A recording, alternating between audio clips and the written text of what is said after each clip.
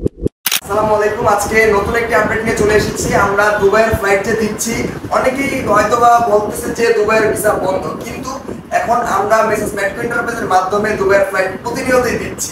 তো আপনারা যারা দুবাইতে যেতে চাচ্ছেন নিশ্চিন্তে আমাদের অফিসে চলে আসুন এবং আপনারা আপনাদের প্রবাসে যে ভালো একটি কাজে নিজের ভবিষ্যৎটি করুন। তো আমার পাশে যে ভাইকে দেখতে পাচ্ছেন ওনার নাম হচ্ছে ফয়সাল আহমেদ আর ওনার নাম হচ্ছে সাদেক মিয়া। তো ফয়সাল আহমেদ ভাই, আপনার বাড়ি কোথায়? আমার বাড়ি হচ্ছে শাহরাস্তি। শাহরাস্তি থেকে এসেছেন আমাদের এখানে কোন কোম্পানিতে যাওয়ার জন্য? ট্রান্সগার্ড কোম্পানিতে যাওয়ার জন্য। আপনার বেসিক স্যালারি কত? 800 দিরহাম বেসিক স্যালারি। আপনার ডিউটি কয় ঘন্টা? 8 ঘন্টা।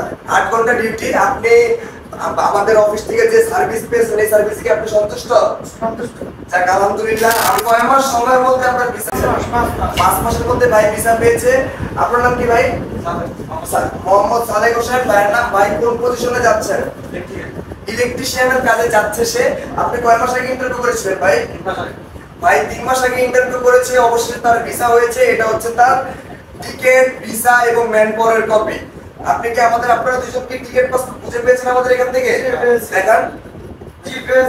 এই যে টিকেট পাসপোর্ট খুঁজে পেয়েছে ওনারা যাচ্ছে স্বপ্নের দেশ দুবাইতে। অনেক আশা নিয়ে এসেছিল আমাদের এখানে। অবশেষে তাদের স্বপ্ন আমাদের মেট্রো এন্টারপ্রাইজের মাধ্যমে পূরণ হয়েছে।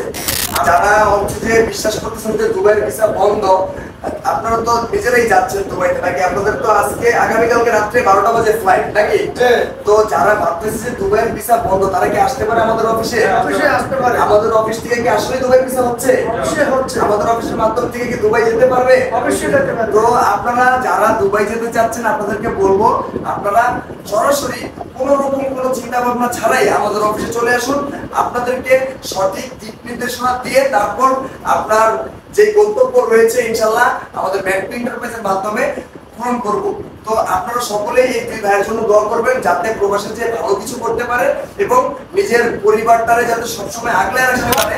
তো আপনারা সকলেই দোয়া করবেন ওনাদের জন্য। তো ভাইজান ভালো থাকেন আপনারা। ঠিক আছে। ওকে ভাই, আল্লাহ হাফেজ।